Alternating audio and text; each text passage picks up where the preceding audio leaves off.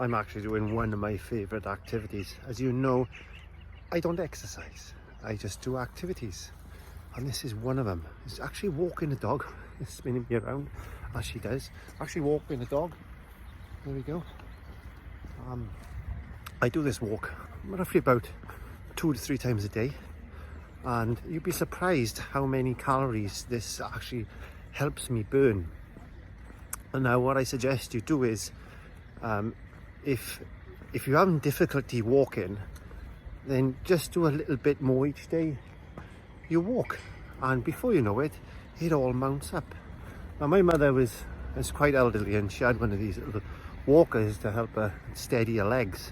She was quite mobile, but you know, she still had to have support with her legs and things. Yeah, she's 82, so you know, the old legs go sometimes, don't they? You know, it's not as easy as just being able to walk around. Some people have got that, but some people haven't. Some people are less mobile than my mother was. But what I said to my mother was, she said, I find it hard work getting down the shops, you know. And I said, well, just go for so far, stop and have a little break. Because she eventually got one of these little walkers that got a seat on it, so it looked a bit strange. But once she'd had enough, she could just stop and sit where she was. No, I'm not saying to go out and buy one of these things, but what I'm saying is, you know, she's 82 and she could walk down the shops, which is quite a fair walk for her. But on the way, stop off occasionally and have a little rest. And every day she did that, then she would stop a little bit further on. And I said to her, well, just do that, ma'am, you know, go so far, stop, have a little break, and then go so far again. But if you've had enough, turn around and go home. It's not a problem. But eventually what you'll find is you will have strengthened yourself up, even at 82, to be able to walk that little bit further. And I'm not saying she never stopped to have a break, you know, even when she was doing that, but she was stopping less, which was what I'm trying to say, is that if somebody at that age can do it, we can do it, can't we? Let's be honest. We can get a little bit more active. It doesn't matter whether you're making a point of going onto the stairs and going, right, I'm going to do these steps now. I'm going to go up one step, up another step, down another step, up another step.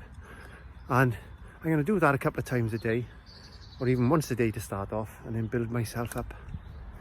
Or walk. If you can't walk, then try and walk into the kitchen, or try and walk from one side of the room to the other. Don't put yourself at any risk. If you can't do it, you can't do it, that's fine.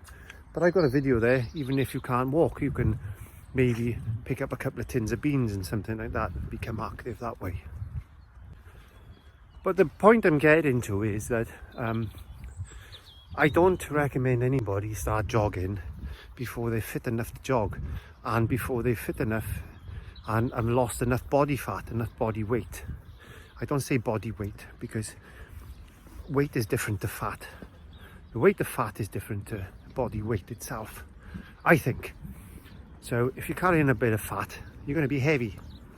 So once you lose that heaviness, you know, you can still build your body back up. Like I'm building my body at the moment with muscle, so my weight is gaining, but my body fat is going down. So I just stood in some dog mess, which is really disgusting, and I wish people would pick that up.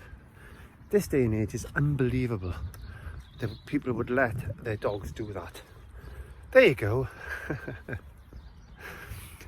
A life lesson is, when you're walking, look down where you're stepping. So what I'm trying to say is that I'm doing this walk now with Molly today, and I'm going to go back. I'm going to find out how many calories I've actually burned, because I'm walking at a moderate pace. I'm not walking fast. I'm just strolling along in the Welsh Park, with the Welsh mountains behind me. Above me. There's no mountains above me. There's clouds above me. Come on, Molly. And when I get back, I'm going to see how many calories I've burnt, and then what I'm going to do is I'm going to jog exactly the same route to see how many calories I burn there, and I'm going to have a next to next, or what's the word I'm looking for? Comparison. A side-by-side comparison, not next to next. There was some on in my brain today. I must be hungry. So a side-by-side comparison of walking and jogging to see exactly what difference that would make. But I've also got to look my heart rate, because I'm doing this on my Fitbit. It'll actually monitor my heart rate as well. So if I'm burning more fat by jogging than I am by walking, then could it be more beneficial? But I'm just going to look at the calories for now, and then I'll match up the heart rate against fat burning as well, just to get a comparison on that.